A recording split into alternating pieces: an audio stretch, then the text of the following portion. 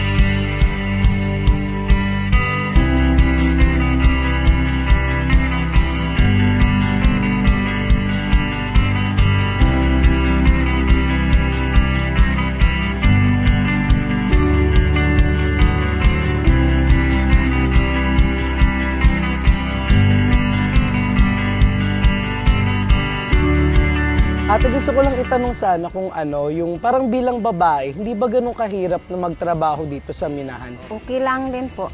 Kaya rin po namin yung mga trabaho dito.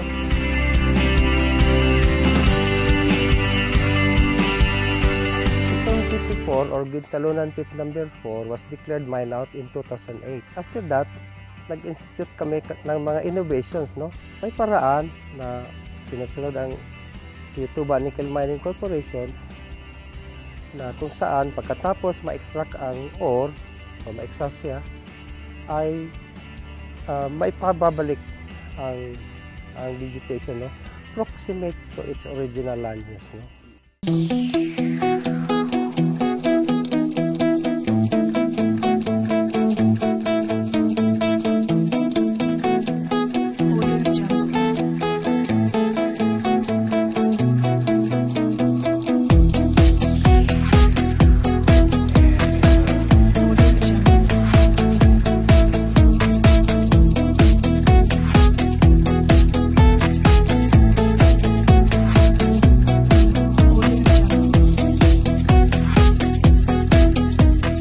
How much of anti-mining sentiment in the country is fueled by lack of information?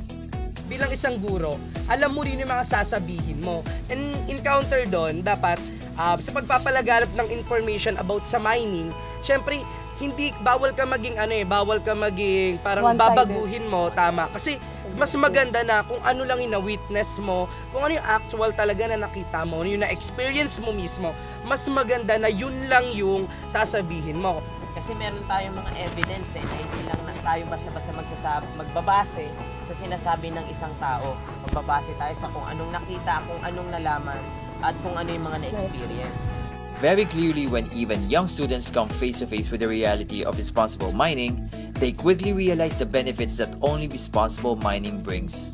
Possible pala yung mining rehabilitation eh. Possible pala yung napakagandang community rito eh. Noong una, ang pagkakaalam ko sa pagmimina ay may masamang epekto sa lipunan natin. So parang nung na-visit ko ang kabuuan, yung community ng Rio Tuba, tas yung Rio Tuba River, at saka yung mining rehabilitation, parang doon nagbukas yung isipan ko na hindi lang pala masamang epekto yung naidudulot nito. Hindi lang negative, puro positive din pala yung pwedeng iambag ng mining. Parang sa mining ko nakikita na posible sigurong umangat yung bansa. Hindi lang yung hindi lang Palawan yung pwedeng umangat kapag yung mining, responsible mining dinala pa sa ibang lugar.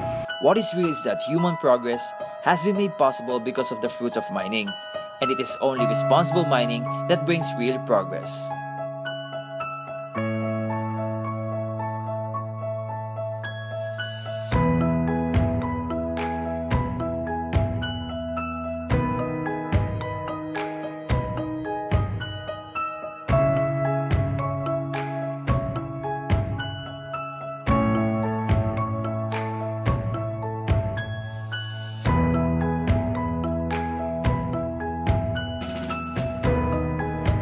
There are no two ways of mining.